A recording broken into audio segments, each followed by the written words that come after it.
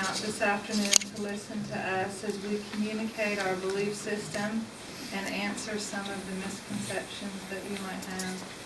My name is Robin Crossland Olsofi. I'm an American Muslim, Hoosier, born and raised in southern Indiana. You might be able to tell a little bit by my southern accent. And I have made West Lafayette my home. I was raised Catholic and converted to Islam about 20 years ago. I was very interested in women's issues before I became a Muslim, so I brought with me a desire to lean more heavily on women's rights before converting to Islam. And it seems the most frequently asked questions that I get seems to all come around women's rights.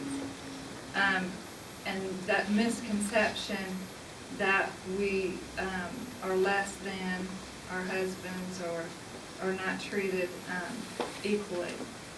So Mauro and I are both going to talk about women's rights. So I'm going to touch on financial status, divorce, and a mother's presence in Islam. The Quran was revealed over 1,400 years ago during a time when women and girls were treated as property, with no voice, no lawful protection, no property rights, or any way to protect themselves from aggression. Girls were seen as a burden to society, and if my calculations are correct, only married women in the United States began to receive limited property rights towards the end of the 19th century.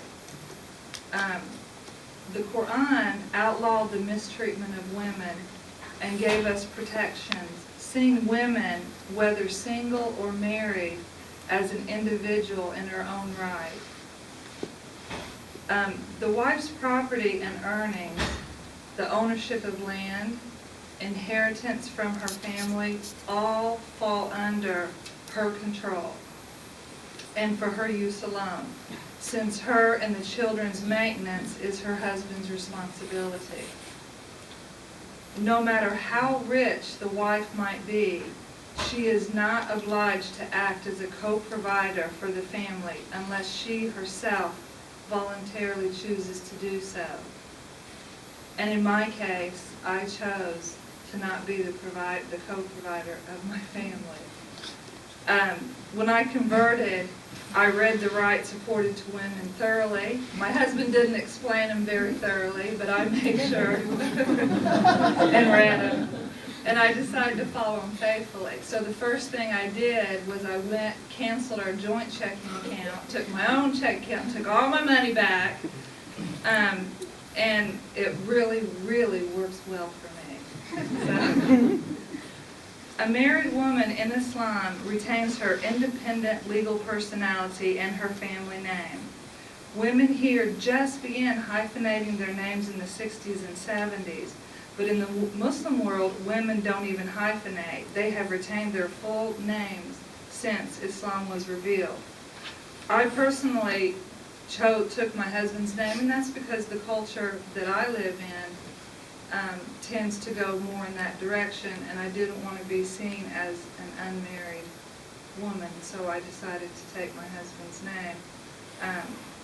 However, most of my friends Muslim friends don't have their husband's name, so of course it's a choice here, but it's just to keep your family name and to be able to know who your father is and have people know who you are as a family and not to give that up. A lot of times women, when they take their husband's name, they lose that identity.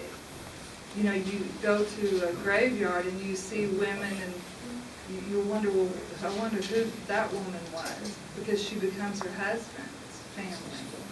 So, marriage in the Muslim world is highly regarded and looked on as a lifelong institution. However, divorce for the Muslim woman is an option, even to the extent if she doesn't like her husband's personality, she can initiate a divorce. A woman came to the Prophet Muhammad, peace be upon him, seeking the dissolution of her marriage. She told the Prophet that she did not have any complaints against her husband's character or manners. Her only problem was that she honestly did not like him to the extent of not being able to live with him any longer. The prophet asked her, would you give him his garden, the marriage dowry, back? She said yes. The prophet then instructed the man to take back his garden, the dowry, and accept the dissolution of the marriage. I still have another thing on mothers in Islam, but I see my time is up, which I don't know if that clock's right, because I timed my speech and it was 5 minutes, but maybe I didn't talk fast enough. So I'm going to hand it over to Marwa, and if hopefully in some of the questions we can finish talking about some of the rights of women. Thank you.